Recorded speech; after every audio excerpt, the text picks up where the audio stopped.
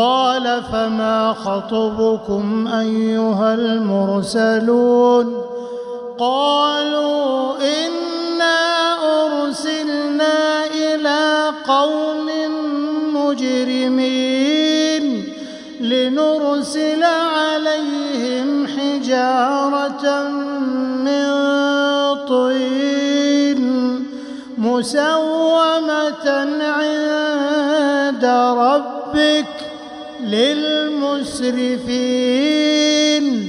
فأخرجنا من كان فيها من المؤمنين فما وجدنا فيها غير بيت من المسلمين وتركنا فيها آية للذين يخافون العذاب الأليم